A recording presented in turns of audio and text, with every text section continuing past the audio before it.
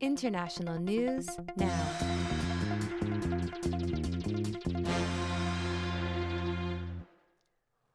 Okay, so now we want to talk about an important development in the Syrian war from over the weekend. Now, note that we'll probably be returning to this. This could be a really explosive issue. So we're going to give you some background about this today, but sort of keep watching it over time.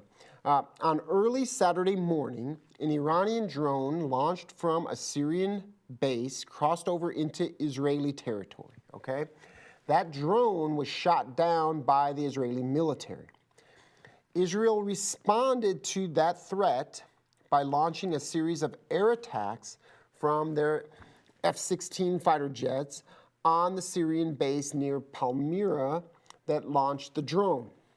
The Syrian government then shot down one of these F-16s when they shot it down over Syrian airspace, but then it crashed over Israeli territory. And they used an anti-aircraft missile to do that. And then Israel responded with 12 attacks on Syrian and Iranian targets within Syria. You wanted to add why don't we go to the tablet here and we can give you some sense of what was going on. So here you can see, so this is the Syrian conflict. What I have, this is what's highlighted on the map here, which this is where that drone was launched from, and so Israel launched the strikes on that target, and then when their plane was shot down, they launched another series of targets on bases within Syria, right there in the southwestern part of Syria on Saturday, I believe. All right. So what's so important about this is that this marks a new stage in this broader Syrian conflict. Now, while Israel has repeatedly launched bombing runs in Syria, so this isn't the first time it has bombed things in Syria, they have previously targeted military convoys moving weapons to Hezbollah in Lebanon. That's an organization that has historically fought with Israel. And they've targeted these military convoys as they were moving through Syria on their way to Lebanon. This latest event was the first direct military exchange between Iran and Israel, and that's what makes it so potentially important and dangerous. The Prime Minister of Israel responded publicly that Israel would defend itself and that Israel would hold both Iran and its Syrian hosts responsible for the military escalation of the conflict that started on Saturday. Israel has repeatedly warned the international community that Iranian forces are digging in and establishing bases of operations in Syria along its border with Israel. So now we're going to watch a quick video that summarizes the events over the weekend. Then we will come back and provide a broader introduction to the Syrian civil war and all the various international players in that conflict. So let's go ahead and roll that video now. Well, the war in Syria is spilling beyond its borders and raising tensions between Israel and Iran. An Israeli fighter jet went down in Israel this weekend after coming under heavy anti-aircraft fire. The plane was involved in airstrikes on Iranian targets inside Syria. Seth Doan is in Harduf, Israel, at the site of the crash. Seth, good morning. Good morning. This is where that Israeli F-16 crashed. The pilots ejected and survived, but it was the first time an Israeli military jet had been shot out of the sky since the early 1980s. And shockingly, it was struck down inside Israeli airspace by a Syrian anti-aircraft missile. A military intelligence chief we spoke with today said he worries this could be the start of a new phase in this war that has ground on for 7 years in Syria, one where we see a direct confrontation between Iran and Israel. Over the weekend, Israel saw what it had long worried about: Iran allegedly using a base from inside Syria to launch a drone into Israeli territory. Israelis shot the drone out of the sky once it entered Israel's territory and then launched F-16s in retaliation to target both Syrian and Iranian positions inside Syria. Then it appears Russian President Vladimir Putin stepped in to try to calm things down. The Russians would like to see this war come to a close and not enter a new phase and escalate. John? Seth Doan in northern Israel. Thanks. Okay.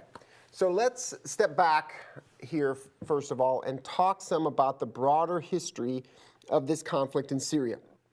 Now, this is a complicated, internationalized civil war that is potentially remaking the larger Middle East. And so the first thing to do is sort of get a program, if you will. You got to know who the key actors are. So the key list of players in the conflict include Syria, of course, ISIS, Iraq, Iran, the United States, Israel, Turkey, Lebanon, Hezbollah, Russia, and the Kurds that are located in Syria, Turkey, and Iraq. So quite a long list here of various actors. The conflict in Syria began in 2011 during a wave of rebellions that spread rapidly across countries in the Middle East as part of what was called the Arab Spring. Many long-standing governments, such as those in Egypt and Tunisia and Libya, were toppled in the face of mass public demonstrations, and sometimes there was also armed conflict. In Syria, there were popular protests against the government of President Bashar al-Assad. But the Assad government used military force to repress these opposition groups, simultaneously prompting rebel groups to stage a sustained military campaign to try and topple the Assad regime. These rebel groups have been supported and funded by external actors, including Turkey, the United States, and Saudi Arabia. This extended civil war has killed between 350,000 and 500,000 people. It has also created nearly 11 million refugees from a pre-war population of 22 million people. So just think about that. Half the population of Syria was made into refugees by this conflict. About 6 million of these refugees have been displaced internally within Syria. Over 5 million of these same refugees have fled Syria. Most of those refugees who fled Syria now live in Turkey, Jordan, Lebanon, Germany, Saudi Arabia, Iraq, and the United Arab Emirates. As of November 2016, the United States has taken in about 16,000 Syrian refugees. Now, this represents 0.3% of the over 5 million total war refugees from this conflict. Now, there have been multiple layers of war within this larger conflict, and that's what makes it so complicated. So I'm going to go through these layers a bit and try to do it as clearly as possible. The Syrian government, the government of President Assad, fights rebel groups trying to overthrow his regime, the Assad regime.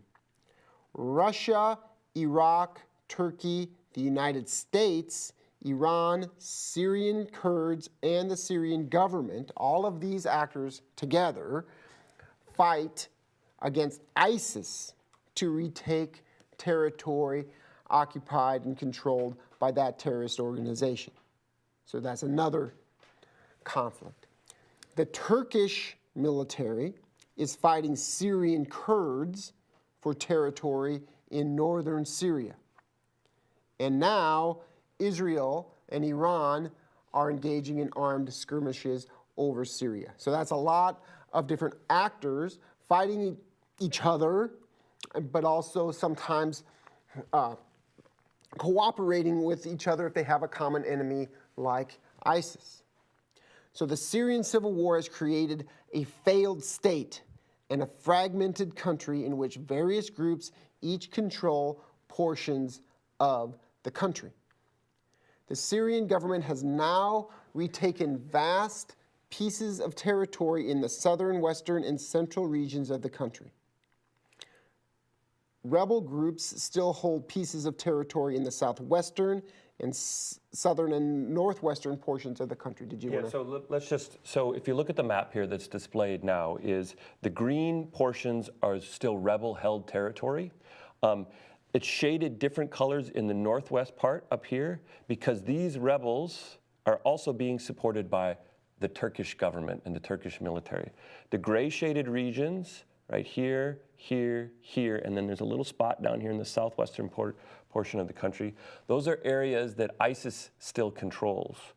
This orange, almost burnt orange color in the middle, this is territory held by the Syrian government. And then in the northeastern part of Syria, this is territory held by the Syrian Kurds or the YPG. And then up here, this little light blue color here, these are portions of territory that are now controlled by the Turkish military. Right.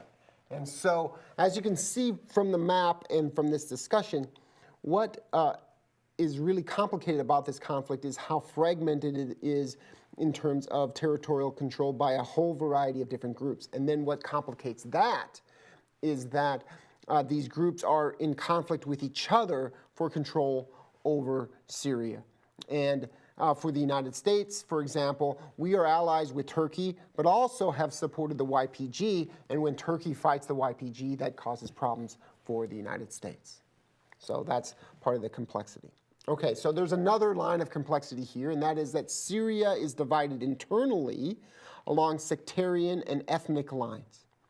And these divisions both set opposing sides in the civil war and complicate attempts for peaceful resolution. The Assad family, that's again President Assad, his family has principally drawn its ruling coalition from Alawites in the western portion of the country. So if we go back to the map, I'll show you before the war. Oh, hang on a second, let me draw again. So before the war, sorry, I'll get this, don't worry.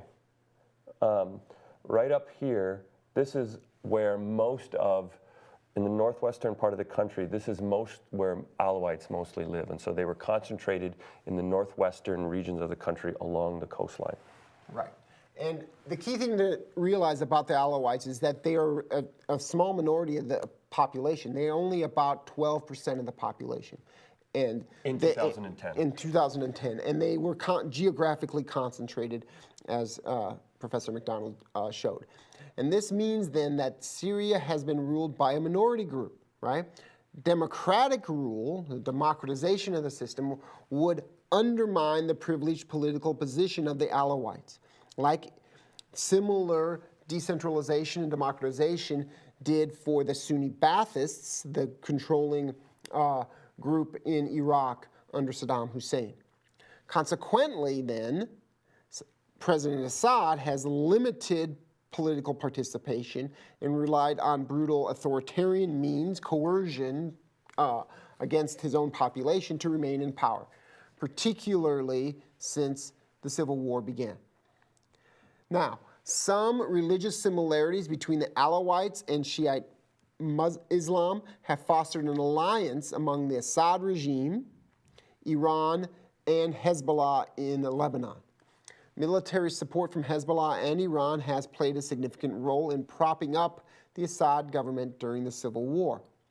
In addition to the Alawites, Sunni Arabs have made up about 60% of the pre-war. Southern, sorry. That's right. 60% of the pre-war Syrian population. And they live mostly in the western and southern regions of the country. Now, living along the northern border with Turkey are the Syrian Kurds. And the Syrian Kurds make up about 9% of Syria's population. Another 9% of Syria's population in 2010 were Arabic-speaking Christians. These Levantines lived mostly to the east of the Alawites in the northwestern part of the country. So this is a complicated demographic mix that makes this conflict even more difficult to make sense of, but also, more importantly, to get any sort of peaceful resolution to. So the civil war has been internationalized. We've got many outside actors have participated in the conflict with military and economic aid, sometimes actively deploying troops in the larger struggle. The United States has done this. The Syrian government is supported by Russia and Iran mainly. These two countries have provided materials and military support, including airstrikes, and some ground forces to help the Syrian government remain in power and combat its enemies.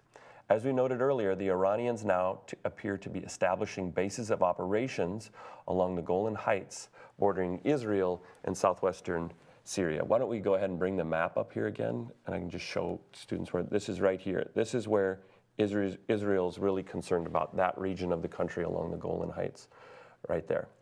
So the rebel groups, again, those are shown in green on your map, have been supported by the United States and its allies, particularly Turkey and Arab countries like Saudi Arabia. These countries have provided materials and airstrikes to help the rebels battle the Syrian governments. Now, the United States and Turkey have long disagreed over the status of the military unit of the Syrian Kurds, the YPG, or the Kurdish People's Protection Units in the northern part of the country. In fact, last year, the United States redirected some of its own troops between Turkish troops and the YPG to help keep the peace. Now, the Turkish government views the YPG as an ally of the Kurdistan Workers' Party, or the PKK, in Turkey. The United States and Turkey have both designated the PKK as a terrorist organization. Now, the PKK is fighting the Turkish government for greater political autonomy in Turkey. As a consequence, the Turkish government worries that if Syrian Kurds grow strong in military terms through the Syrian civil war and the larger battle against ISIS, then the PKK will go stronger as well, which would then pose an even larger military and political challenge to the Turkish government at home. The United States has supported the YPG. It has relied on their forces to do a significant amount of the fighting on the ground to retake strategically important areas like Raqqa in the north-central portion of the country from ISIS. The United States supplies the YPG with significant military aid, and the Turkish government is pushing back against this. Now, right now, the United States are in a deeper political conflict over American support for the YPG. Secretary of Tillerson is in Ankara this week to try and reduce these tensions. The Turkish government has said yesterday that ties between the allies are at a critical stage. Again, the general source of this disagreement is American support for the YPG. Turkey views the growing military and political power of the Syrian Kurds as a threat. The Turkish government and military wants to defeat the YPG and eliminate its hold on territory in northern Syria. The more specific manifestation of this disagreement, the current disagreement over the last couple of weeks, is the deployment of American troops to the northern city of Manbij. I got to put my glasses on, I'm getting old, which is right up here where the cursor is. That's where Manbij is. Note that this is in yellow territory. It's held by the YPG. Turkey is in the midst now of a military operation to retake the northern region of Afrin from the YPG. And Afrin is right over here. This is this yellow portion of the territory. Again, this bluest stuff is where the Turkish government controls. To avoid a direct military confrontation with its ally, the United States, Turkey needs the U.S. to withdraw its troops from Manbij, because it wants to move, after it finishes controlling this territory here, it wants to move eastern to the east and retake territory from the YPG. But in order for Turkey to do that, it needs the U.S. to withdraw its troops from Manbij, and the U.S. is unwilling to do so. Last week, the U.S. intentionally sent 2 military commanders into Manbij from the region to send a signal to Turkey that they had no intention of doing this. More broadly, what this means is the U.S. is effectively blocking the Turkish military from taking more territory from the YPG. Finally, now, we want to emphasize here that this conflict is about which group will possess political control over Syria. A number of outside parties are participating in the Syrian civil war. Really, we should call it the Syrian war now because of all the international actors. It's no longer a civil war. Why are they participating? Because they have a stake or a political interest in this question over who's going to rule this territory 5 years from now, 10 years from now. For example, the Russian government wants Assad to remain in power. The Turkish government, they wanted ISIS out, But now they want to prevent the Syrian Kurds from controlling significant portions of territory along their southern border. This steady escalation and intervention by outside actors in the civil war, including by ISIS, Iran, Turkey, Russia, and the United States, has helped to sustain and lengthen this conflict over the last 7 years. Okay. So we're going to leave a conversation about how ISIS fits into all of this for a future news segment. But let me just say about ISIS, there was a recent story about the conflict between the YPG and Turkey, and one of their chief complaints on the American side was that the YPG is leaving the fight against ISIS to go up to defend its compatriots against the new threat from Turkey. And so this is a complicated but also kind of problematic conflict between Turkey and the YPG for broader issues like the fight against ISIS. Now, it's important to note now that the conflict in Syria is really entering a post-ISIS phase. Now, ISIS exploited the collapse of the political authority in Syria to take significant pieces of territory across Iraq and Syria beginning in the summer of 2014. Its military campaign included terrorist attacks outside the region and genocidal attacks on civilians across Syria and Iraq. The strategic need to defeat ISIS unified a large coalition of states around a common goal. And so it's important to note how broad that coalition was. Traditionally, this diverse group of states has had opposing regional interests. Now that ISIS has largely been defeated, this coalition that was all in agreement that they wanted to push out ISIS, right? And this included the United States and Russia and Iran, all of these competing interests. This coalition is fraying. Traditional political conflicts are re-emerging then as these interested parties struggle to determine which states or organizations will possess more regional power in the aftermath of the Syrian war, right? And so we all celebrated that ISIS was more or less defeated in Syria, but there's additional problems now in this post-ISIS conflict. For the rest of the discussion today, we want to briefly review the primary political interests of all the parties in this conflict. This will help us see why the conflict has been so difficult to resolve. First, let's start with the Syrian government of Bashar al-Assad. He wants to remain in power. He wants to reconsolidate the Syrian government's hold over all of the territory of Syria, and he wants to defeat the rebel groups trying to remove him from power. Now, to these ends, he's invited the Russian and Iranian governments into Syria as allies, giving them bases for operations to help him maintain and expand his power.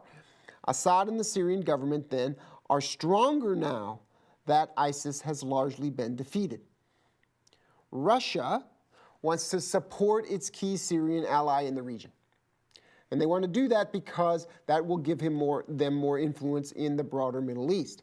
Now, to do that, to support Assad, it has participated in the war against Syrian rebels and ISIS to ensure that he remains in power.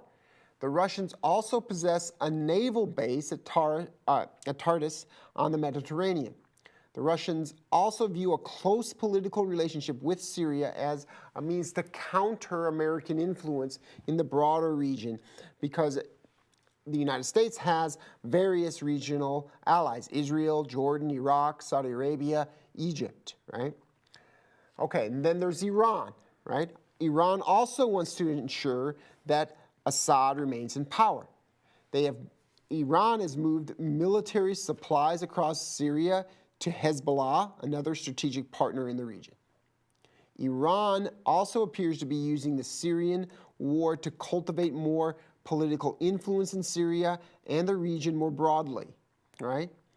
Israel worries that Iran is using the Syrian conflict to move soldiers and war material into southwestern Syria alongside the Israeli border, potentially setting up a future attack against Israel.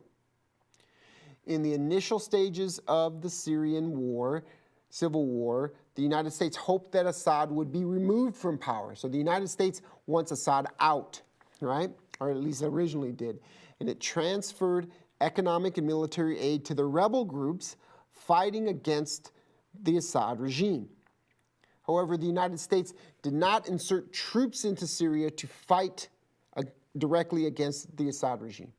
American troops and special forces were inserted into Syria to fight against ISIS. However, the impending military defeat of ISIS has begun to diminish the strategic need for these American troops. Now, as you saw outlined in Obama's West Point speech, the United States has preferred to support local forces in the fight against ISIS, rather than deploy tens of thousands of American troops into these conflicts. These key local allies for the United States in this particular conflict included Syrian Kurds, or the YPG, and Iraqi Kurds, or the Peshmerga, which are under the command of the government of Iraqi Kurdistan. Now, as we mentioned earlier, American support for the YPG has provoked a significant political conflict between the United States and its NATO ally, Turkey. Turkey wants to retake Syrian territory held by the YPG, which the United States had supported, right, to prevent military cooperation between the YPG and Turkish Kurds in southern Turkey. Additionally, Turkey has supported Syrian rebel groups fighting to remove Assad from power. And this brings us back to where we started. Where does Israel fit in all of this? Israel has conducted numerous bombing raids in Syria to prevent arms transfers to Hezbollah.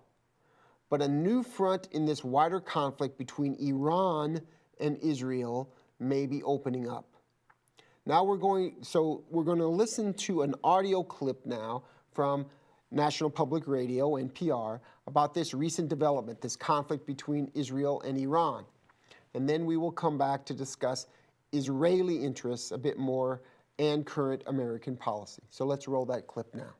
Where Israel is weighing a response to increasing aggression from Iran and Syria. Over the weekend, the Israeli military shot down a drone they say was sent by Iran through Syria. In retaliation, Israel conducted military raids against Iranian targets. Syrian forces shot at the jet and it crashed just over the border back in northern Israel. And that then provoked even more bombing by Israel in Syria. To talk about the escalating tension, we are joined now by Aaron David Miller. He spent decades advising secretaries of state on the Arab-Israeli peace process. He's also a distinguished scholar at the Woodrow Wilson Center. Thanks so much for being with us this morning. Always a pleasure, Rachel. First off, why might Iran have been attempting to fly this drone inside Israel at this particular moment? You know, it's a very good question. The Israelis have been asking themselves that very thing, and they don't know, even though they've got the remains of the drone, which they're analyzing whether, by now they may know whether this was armed or unarmed. I think it's part of an Iranian effort building up over the last couple of years to take advantage of the situation in Syria, both for ideological and practical reasons, to increase Iranian influence, bases, weapons depots, and the possibility, should there be an Israeli-Lebanese confrontation over the border, to expand the front into Syria. And this is something, obviously, the Israelis are very worried about. But the drone penetration was a first among a number of firsts, which makes this episode quite dangerous and very volatile. And Syria knows the stakes here, but clearly the regime of Bashar al-Assad doesn't care. They're feeling emboldened now after ousting ISIS. Absolutely, which is the second factor in this perfect storm that's been gathering. I mean, Assad now controls roughly 80% of Syria. He's backed by the Russians and the Iranians, and he feels extremely self-confident. And look, this is an ongoing war, but this round clearly, I think, even though the Israelis struck a lot of targets, including Iranian targets in Syria, which is another first, the Syrians can claim that they've downed the first Israeli jet fighter since 1982. And that's a tremendous, for this regime, emboldened and probably overconfident, tremendous victory. Where's Russia right now in all this? Russia's in the middle, navigating a very, very fine line, trying to preserve its relations with Iran and with the Assad regime. Putin does not have full control over them, but he needs them on one hand, and on the other, he does not want to jeopardize what is now almost 3 years of Russian investment in Syria by encouraging the Israelis to mount a major military campaign which could undermine Assad and start an Iranian-Israeli war in Syria. So I think the reality is Putin, in some respects, is looking for a way to manage and navigate this. So the U.S. Secretary of State Rex Tillerson is in the region. Israel, though, is not on his official itinerary. Why might that be? This, to me, is the most extraordinary thing about it. I mean, I remember back in the day, in both 93 and 96, we accompanied Secretary of State Christopher in two different escalations between Israel, Hezbollah, and Syria over the Lebanese border on secretarial shuttles.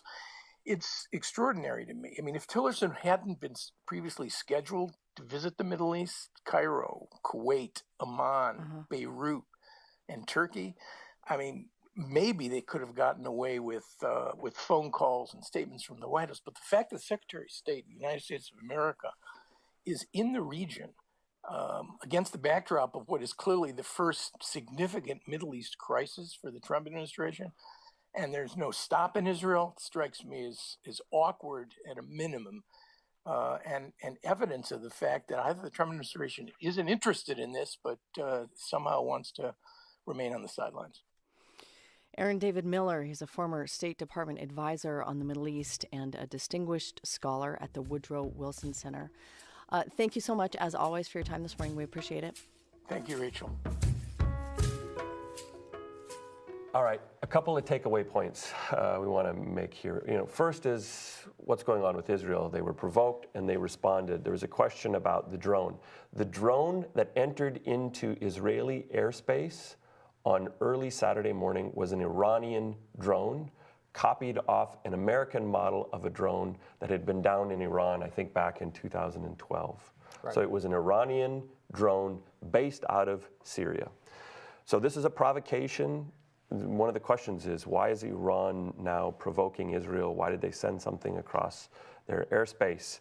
And because generally the United States and Israel have tried to stay out of this conflict. Why? And this is the case in the Iraqi war in 2003 as well. Because Israeli entry into this conflict could provide a device to unify countries in the Middle East, Arab countries, predominantly Arab countries in the Middle East, against Israel. They might disagree about a lot in terms of the composition of Syria, but generally because of domestic political pressure, they have to adopt, at least publicly, an anti-Israel position. And so Israel, and the U.S. has wanted Israel to stay out of this conflict because it can create a large counter-coalition against Israel. Second, and more broadly, and the concern here, both on the part of the United States and Israel, is this provocation could reflect a deeper regional shift in the Middle East that's been ongoing since the war in Iraq in 2003, which is in favor of Iran. Perhaps Iran is using the Syrian civil war to put more pressure on Israel by putting Iranian troops along its border. Israel views Iran as a threat. They're concerned about the shift of distribution of power in the region, Iranian support for Hezbollah, and for the Assad regime as well. Note the role of Russia and Putin in this, and I should probably defer to Rob here. Russia's made an extensive investment in the conflict. They want to prop Assad up. It looks like that's going to be successful, but they don't want to get dragged down in this conflict for decades on end. They want peace. They want things to end. The other thing that's interesting from these radio clips is, who did Israel consult with in the aftermath of the strikes? They called Putin. Right.